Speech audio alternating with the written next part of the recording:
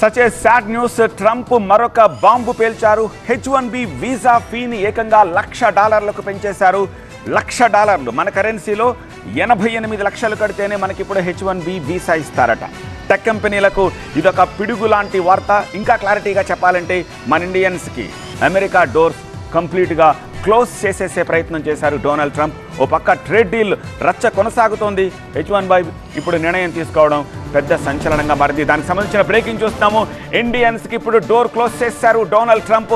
ఇకపై $1,00,000 కడితేనే H1B visa. ప్రస్తుత లాటరీ విధానం రద్దు. ఇండియన్ టెక్ సెక్టార్పై ఇది తీవ్ర ప్రభావం చూపించేలా నిర్ణయం. కొత్త వీసా విధానం అమలు తేదీపై తొందరలోనే ప్రకటన విడుదల చేస్తారు. ప్రస్తుతం H1B వీసా రెన్యువల్ ఉన్న వాళ్ళంతా కూడా $1,00,000 కట్టాల్సిందే. అమెరికన్ల ఉద్యోగాలు అమెరికన్లకే ఉండాలంటున్నారు డొనాల్డ్ ట్రంప్. $1,00,000 వీసా ఫీజు కడతారా, అమెరికన్లకి ఉద్యోగాలు ఇస్తారా అంటూ డొనాల్డ్ ట్రంప్ క్వశ్చన్ చేస్తున్నట్టుగా కనిపిస్తోంది. ట్రంప్ దారిలోనే విదేశీ నిపుణులపై సలహాదారులు లుట్నిక్ విమర్శలు చేశారు. విదేశాల నుంచి ఉద్యోగులను తెచ్చుకుని అమెరికన్ల అవకాశాలు కొల్లగొట్టకండి అంటూ లుట్నిక్ విమర్శించారు.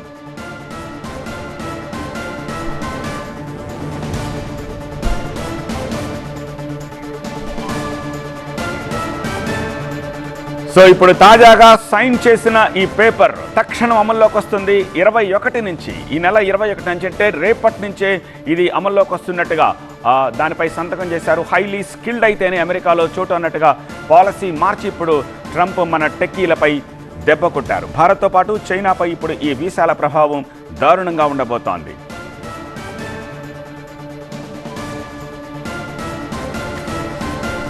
అమెరికన్లను నియమించుకోండి, అమెరికా ఫస్ట్ అంటూ 1కి 10 సార్లు చెప్తున్న ట్రంప్ H1B ఫీజు $1,00,000 పెంచడం ద్వారా తన ఉద్దేశం ఏంటో చాలా క్లియర్ గా బయటపెట్టేశారు. ప్రస్తుతం H1Bకి లాటరీ విధానం అమల్లో ఉంది. ముందు వీసా కావాలనుకున్న వాళ్ళు కొంత ఫీజు కడతారు. లాటరీలో పేరు ఫైనల్ అయితే, అంటే లాటరీ తగిలితే డబ్బులు కట్టేవారు. ఇప్పుడు ఇది తీసేశారు. గతంలో కంపెనీలు H1B లాటరీలో ఎంపికైన వాళ్ళ ఫీజులు కట్టి ఆన్లైన్ ఆఫర్ ఇచ్చారు.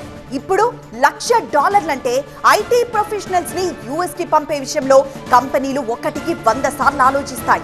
ఇక్కడ ఇంకో విషయం, US ఏటా 85,000 వీసాలు ఇలా లాటరీ ద్వారా ఇస్తూ ఉంటుంది.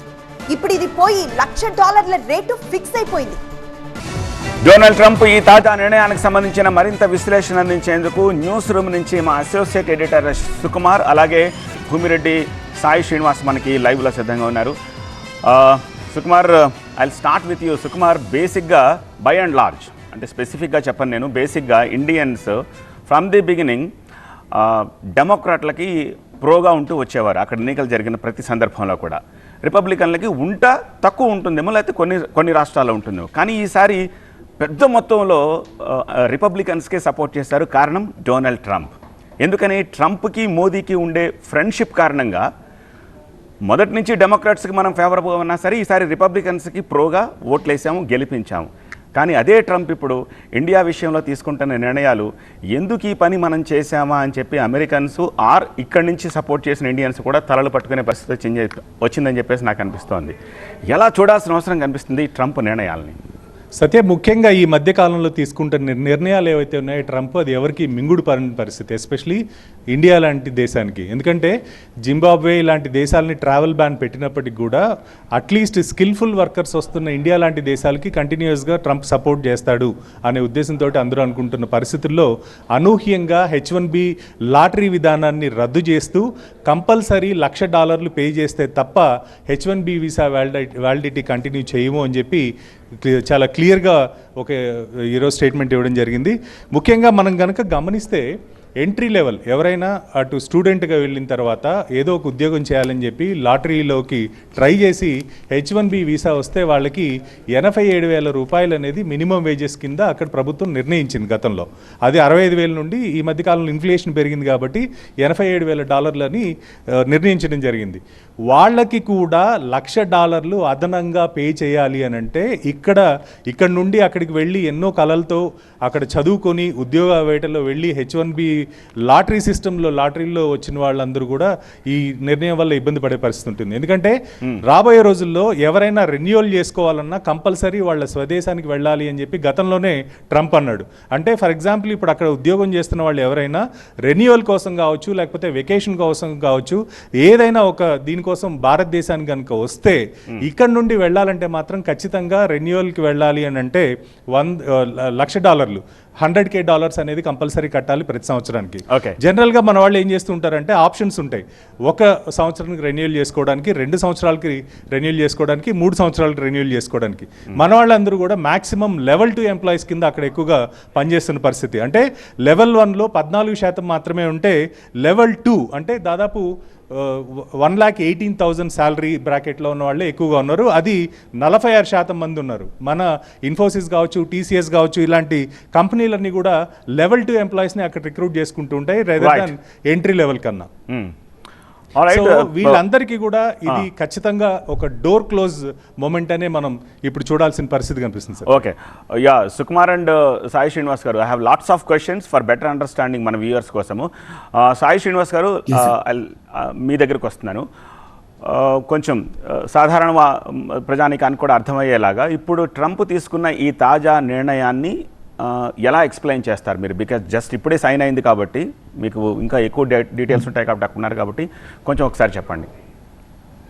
సార్ సింపుల్ గా చెప్పాలనుకుంటే ఎవరైనా కానీ బయట దేశం నుండి ఇక్కడికి రావాలనుకుంటే H1B వీసా మీద వాళ్ళు $1,00,000 కట్టిన తర్వాత మాత్రమే ఈ అమెరికాలోకి ఎంట్రీ అనేది ఇస్తారు సార్. అది ఎప్పుడు నుండి ఇస్తారు అంటే అది September 21, 2025 తర్వాత నుండి ఎవరెవరు ఎంట్రీ అవుతున్నారు వాళ్ళు మినిమం $1,00,000 కట్టిన తర్వాత ఇక్కడికి రావడం జరుగుతుంది. సో ఇక్కడున్న భారతీయులకు మాత్రం ఏం ఇబ్బంది లేదు అనేది క్లియర్ గా చెప్పడం జరిగింది. అక్కడ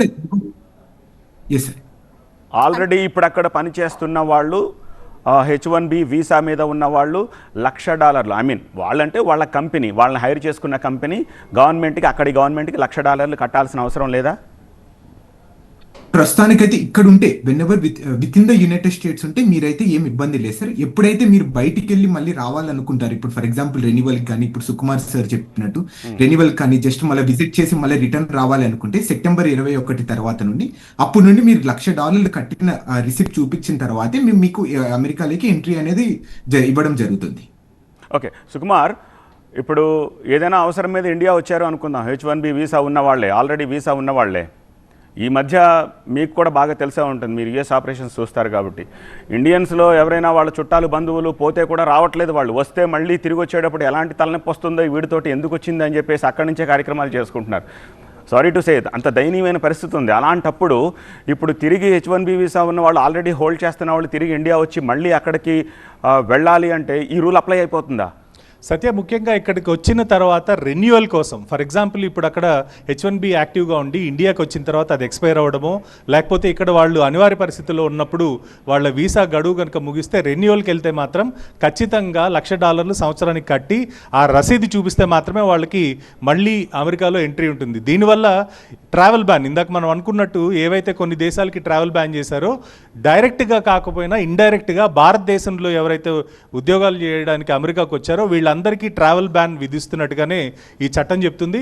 అదే కాకుండా కొత్తగా ఇప్పుడు ముఖ్యంగా అక్కడ ఆల్రెడీ H1B వీసా వాళ్ళు అక్కడే లోకల్ రెన్యువల్స్కి వీటికి ట్రై చేయడానికి గతంలో ఏం చేసేవాళ్ళు అంటే పక్క దేశమైన మెక్సికో కావచ్చు, కోస్టారికా కావచ్చు, ఇలా కెరిబియన్ కంట్రీస్కి వెళ్ళి వాళ్ళ వీసా రెన్యువల్స్ ఇవన్నీ చేసుకుంటూ ఉండేవాళ్ళు. కానీ వాళ్ళందరినీ ఎప్పుడైతే స్వదేశంలో ఎక్కడి నుంచి అయితే వచ్చారో అక్కడ మాత్రమే రెన్యువల్ చేయాలి అని ఒక రూల్ తీసుకొచ్చారో, దీనివల్ల రాబోయే రోజుల్లో ఎవరైనా ఇండియాకి వచ్చి రెన్యువల్ చేసుకుని వెళ్ళాలి అనుకుంటే మాత్రం ఖచ్చితంగా $1,00,000 పే చేయాల్సిన పరిస్థితి ఉంటుంది. ఇదే కాకుండా ఏదంటే ఇది ఆల్రెడీ అక్కడ ఉన్న వాళ్ళ పరిస్థితి, కానీ కొత్తగా వెళ్ళేవాళ్ళు, అక్కడ విద్యార్థులుగా వెళ్ళి నిజంగా స్కిల్ ఉండి H1B వీసా మీద ఉద్యోగం చేయాలనుకునే వాళ్ళకి కూడా ఇది ఖచ్చితంగా ఒక సెట్ బ్యాక్ కిందనే మనం చూడాలి. ఎందుకంటే ఆల్రెడీ ఇచ్చే జీతమే తక్కువ, అంటే కట్టే ఫీజు కన్నా జీతం తక్కువ ఉన్నప్పుడు అంత అడిషనల్గా $1,00,000 పే చేసి ఎంప్లాయీకి ఇంకొక 86,000 పే చేయాలంటే కంపెనీలు ఎంతవరకు ముందుకు వస్తాయనేది ఫస్ట్ క్వశ్చన్. సెకండ్ క్వశ్చన్ ఏంటంటే, మనకి అక్కడ పనిచేసే వాళ్ళు ఎవరైతే ఉంటారో వాళ్ళు నిజంగా ఒకవేళ 150,000 అంటే $1.5 lakh శాలరీకి ఎలిజిబుల్ ఉంటే అక్కడ వాళ్ళు $100,000 కంపెనీలు ఎప్పుడు జోబ్ నుంచి పెట్టవు, ఎంప్లాయీని కాస్ట్ కంపెనీ కిందనే చూస్తాయి. సో అలాంటప్పుడు $1,00,000 వాళ్ళ మీద ఇన్వెస్ట్ చేయాలి అని అంటే వాళ్ళు అట్లీస్ట్ 200K ఏదైతే $2 లక్షల శాలరీ తీసుకునే వాళ్ళకి కూడా $1,00,000 గవర్నమెంట్కి కట్టాలి. సో ఈ ఈక్వేషన్ ఎటు చూసినా కూడా వర్కౌట్ కాని పరిస్థితి, అటు కంపెనీలకు కావచ్చు ఇటు ఉద్యోగస్తులకు కావచ్చు, వీళ్ళిద్దరికీ కూడా ఇది వర్కౌట్ కాదనేది మాత్రం చాలా క్లియర్గా కనిపిస్తుంది. ట్రంప్ తీసుకున్న నిర్ణయం ఏదైతే ఉందో దీనికి సంబంధించి, అంటే గతంలో కూడా తను అక్కడ అమెరికన్స్ ఫస్ట్ అనే ఉద్దేశంతో డిన్నర్స్ హోస్ట్ చేయడం, అటు మెటా కావచ్చు ఇట్లా కంపెనీలందరికీ చేసిన పరిస్థితుల్లో కూడా ఎక్కడ దీనికి సంబంధించిన హింట్ ఇవ్వలేదు. అంటే H1 వీసాస్ని మేము రిస్ట్రిక్ట్ చేస్తామనే మాట ఎక్కడ చెప్పకుండా ఆల్ ఆఫ్ ది సడన్ ఈ నిర్ణయం తీసుకోవడం మాత్రం ఒక షాక్ కింద చూడాలి. ఓకే, భూమిరెడ్డి సాయి శ్రీనివాస్ గారు, ఇప్పుడు ఈ రెన్యువల్ గురించి మాట్లాడుతున్నారు కాబట్టి దానికి రిలేటెడ్ క్వశ్చన్ అడుగుతాను. ఈ రెన్యువల్ అనేది ప్రజెంట్ 1 year అండ్ 3 years ఉన్నట్టుంది కదూ, రైట్? అంటే ఎవ్రీ 3 years కి రెన్యువల్ అనేది ఉంటుంది. సో 1 year కాదు, ఎవ్రీ 3 years కి రెన్యువల్. Yes sir. ఓకే, ఇప్పుడు ఆల్రెడీ వెళ్ళి ఒక 1 year అయిన వాళ్ళు ఉన్నారనుకుందాం, మిగిలిన 2 years వాళ్ళకి ప్రాబ్లం ఏం లేదు, రెన్యువల్ దాకా వాళ్ళు అక్కడ ఉండొచ్చు, రైట్? ఎస్ సార్, అప్పటి వరకు ఉండొచ్చు, $1,00,000 కట్టని అవసరం లేదు సార్. కానీ ఎప్పుడైతే రెన్యువల్ కి వెళ్ళిపోయి మళ్ళీ తిరిగి రావాలనుకుని ట్రై చేస్తారో ఆ రోజుకి $1,00,000 అనేది కట్టాల్సిందేది ఉంటుంది. అంటే ఇంకొక అడ్వాంటేజ్ ఏంటంటే ఈ ఆర్డర్ అనేది ఓన్లీ 12 months మాత్రమే ఈ వ్యాలిడిటీ అనేది ఇవ్వడం జరిగింది సార్. అంటే 12 నెలల తర్వాత ఇది ఈ ఆర్డర్ అనేది ఉంటుందా లేదా అనేది మళ్ళీ ఆ రోజు ప్రెసిడెంట్ ట్రంప్ అనేది నిర్ణయిస్తారు. సో అంతవరకు ఈ 12 months అనేది వ్యాలిడిటీగా ఉంటుంది అనేది మనమైతే పక్కాగా చెప్పగలం. ఓకే, ఇప్పుడు మీరన్న ఈ పాయింట్ని బట్టి ఈ 1 year ఎలా అయినా హోల్డ్ చేసుకుంటే తర్వాత ఏమైనా పాజిటివ్గా రావచ్చు అని చెప్పేసి కంపెనీలు ముందుకొచ్చి ఆ డబ్బుని కట్టే పరిస్థితి ఉంటుందా? సో విచ్ ఈస్ ఇంపాసిబుల్ కదా సార్. అంటే ఒక్కొక్క ఎంప్లాయీ మీద $1,00,000 కట్టాలనుకుంటే సో ఎన్ని లక్షల డాలర్లు కట్టాల్సిందేది వస్తుందో ఒకసారి అర్థం చేసుకోవాలి సార్. అంటే ఒక్కొక్క ఎంప్లాయీ మీద సుమారు 86 లక్షలు వాళ్ళ మీద ఖర్చు పెట్టి, అంటే ఇప్పుడు ఇందాక కూడా సార్ చెప్పినట్టు ఇప్పుడు ఇక్కడ ఉన్న లెవెల్ 1 వేజెస్ కి సుమారు 80,000 నుండి $86,000 లోపల ఉంది సార్. వాళ్ళకి అదనంగా మళ్ళీ $1,00,000 కట్టి వాళ్ళని మళ్ళీ ట్రైన్ చేసి వాళ్ళని మళ్ళీ ఇక్కడ పెట్టి మళ్ళీ వాళ్ళ ఫ్యూచర్ లో మనల్ని వదిలేసి వెళ్ళిపోతారా లేదా అనేది కూడా వాళ్ళు చాలా క్యాలిక్యులేట్ చేసుకుంటారు కదా సార్. అంటే ఇప్పుడు 11 జాబ్స్ కి బేసిక్ స్టెమ్ కోర్సెస్ కదా సార్. అంటే నార్మల్ గా బేసిక్ గా వాళ్ళ కోడింగ్ కానీ ఇవన్నీ చదివిన వాళ్ళకైతే జరుగుతుంది. శ్రీనివాస్ గారు, చూడాలి మనం, ట్రంప్ చాలా పక్కా బిజినెస్ మ్యాన్ లాగా బిహేవ్ చేస్తున్న పరిస్థితి. ఎందుకంటే 21వ తారీఖు నుంచి దీన్ని ఇంప్లిమెంట్ చేస్తామంటే గవర్నమెంట్ వెబ్సైట్ ని టెక్నికల్ ఫెయిల్యూర్ అని చెప్పి దాన్ని క్లోజ్ చేశాడు. అంటే దీన్ని బట్టి చాలా క్లియర్గా అర్థమవుతుంది తన ఇంటెన్షన్.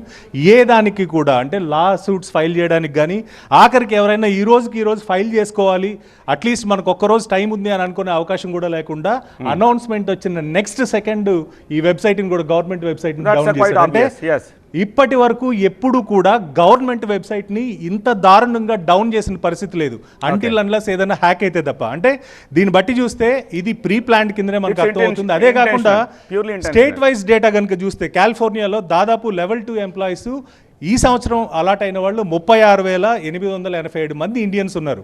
కంపెనీల పరంగా చూసినా కూడా అత్యధికంగా 2023 నుండి 2025 వరకు కూడా ప్రతి కంపెనీ కూడా వాళ్ళు మ్యాక్సిమం కెపాసిటీ యూటిలైజ్ చేసుకున్నారు H1B వీసాస్.